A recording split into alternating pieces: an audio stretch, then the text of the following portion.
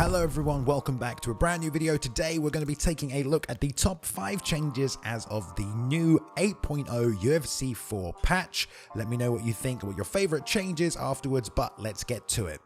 Number 5, fixed lean back consistency.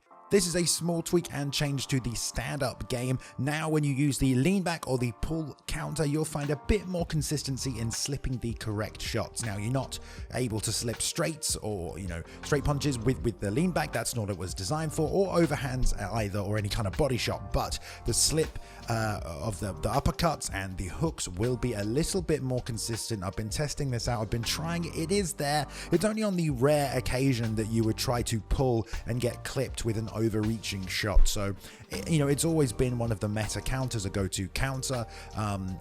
It still works, of course, not any major changes here, but a little tweaking to stop some of that frustration with the tracking that sometimes can be an issue in UFC 4. So this will clear up some of the tracking on the lean back consistency. I've been able to hit it a few times, just general, just standard, but hopefully it will round out any more of those issues. So that's number 5. Number 4, we have 2 new fighters. The new fighters have been added, middleweight and light heavyweight, Marvin Vettori and Alexander Rakic. Vettori is a great addition here in at middleweight, which can get a little stale at the top. Good perks on him: bulldog, workhorse, predator, all about moving forward, helping with that core boxing. Those perks really help round out his stats. Only 89 punching power there as well, but 94 speed will help him contend with everybody else. And then well-rounded across the board, good recovery, good chin stats, very much a good boxer that can contend based on his perks and speed and head movement, and you can keep him in the mix-up with everybody else. And there as well, Alexander Rakic has the laser focus, the crazy legs, very good at picking people off from the outside, quite rangy. 94 accuracy helps with that as well. An okay ground game, but not as good as Vettori's. Little less on the cardio as well, so you're going to have to be careful, but lots of good lead leg and leg kick techniques, which seems to be where the meta of the game is trending. If you can't stop those leg kicks, then you'll probably have a problem. So Rakic is good for banging those leg kicks from the outside, floating and nailing people with the straight as they close the distance. Good additions to both weight classes.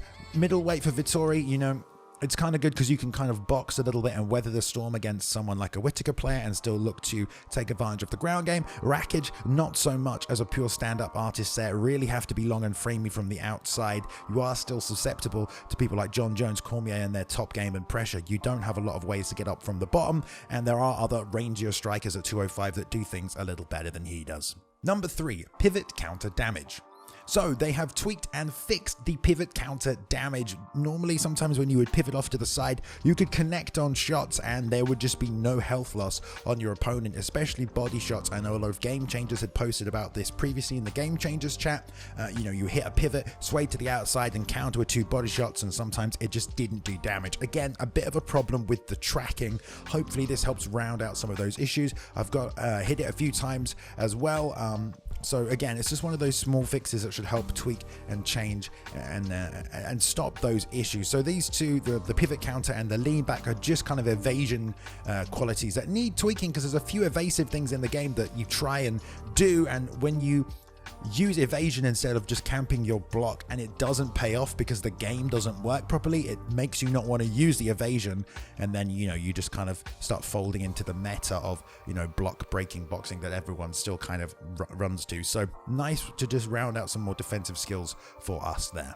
Number 2, decreased defender scramble costs, and hip tosses now require a 20% stamina advantage. This is a nice change. There's a lot of people who found a little bit of a, not an exploit, but definitely the most consistent and easy takedown to hit is that hip toss from that single collar position. So this will help prevent people just going to that immediately from clinching by having the 20% stamina difference required. A few moves now have a stamina preference, like the single leg bail was changed to have a 30%. Now the hip toss is 20%. So essentially you cannot initiate the takedown unless you have a 20% stamina advantage over your opponent. So it will help stop people from just grabbing that clinch and just spamming that. And now if you are defending any kind of tower takedown, when you initiate the scramble off the defense, it won't drain as much stamina from you. Before, you would get up and have very little stamina. I don't know if you ever noticed that, but you could initiate a takedown on someone, they would defend it, and when they get up from the scramble, from the tower takedown, from the clinch position, their stamina would be all the way down. You could chase them down, you could shoot again, reshoot against the cage.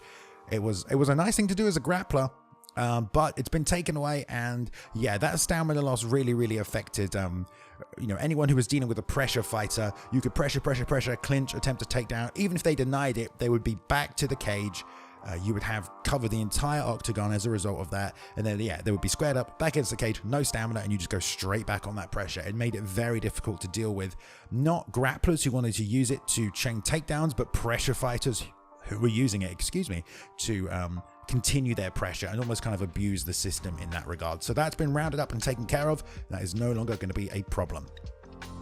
And number 1, increase the permanent block damage. Now, I know a lot of people have their own controversies about the block, saying it's too weak. It did get a buff, but it got a buff to permanent and short term.